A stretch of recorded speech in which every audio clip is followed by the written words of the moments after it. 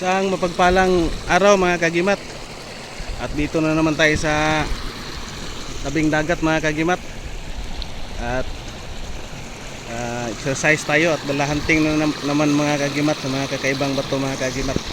Yan, mapapansin natin mga kagimat, ito yung dagat at saka ito yung ilog galing sa bundok mga kagimat. Yan, malinis yung mga kagimat, oh.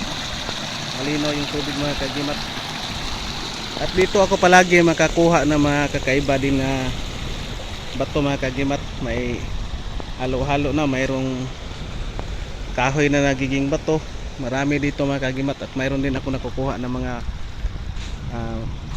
libo na shell o mga kakaibang bato mga kagimat dito.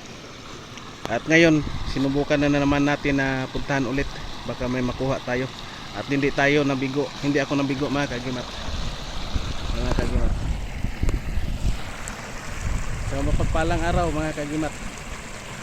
Dito tayo ngayon sa bundok, sa tabing dagat. Mapapansin natin mga kagimat, walang tao mga kagimat, oh. Tahimik. Yan, oh. May mga bonsai pa mga galing sa bundok yan mga kagimat, yung inanod ng malaking tubig.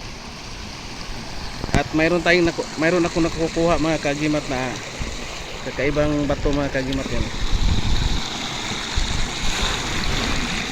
Yan mga kagimat, yung maganda.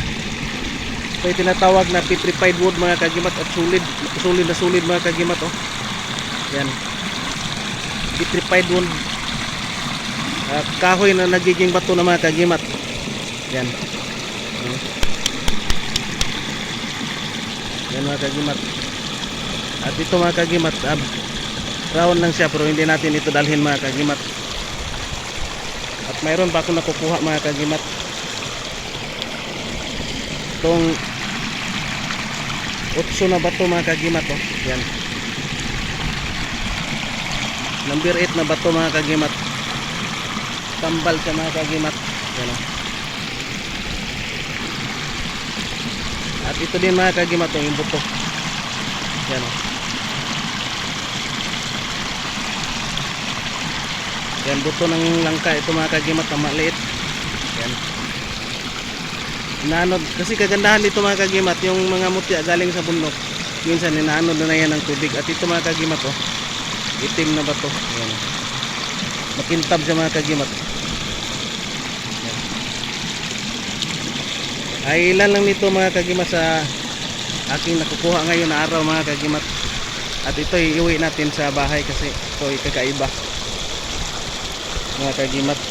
At mas na din ito mga kagimat, itong petrified wood, kasi itong petrified o kahoy na nagiging bato, bihira lang talaga ito makita mga kagimat. At galing ito sa bundok mga kagimat, na inaano na ng yan, inaano ng tubig, baha.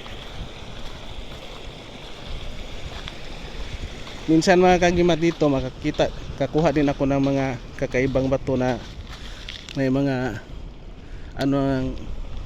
mukha, may mga mukha ng mga maliliit na tao. Kasi yung mutya mga kagimat, nung unang panahon may kwento kasi dyan na nung unang panahon yung labanan ng mga kaibigan natin na hindi makikita o sinasabi nilang maengkanto,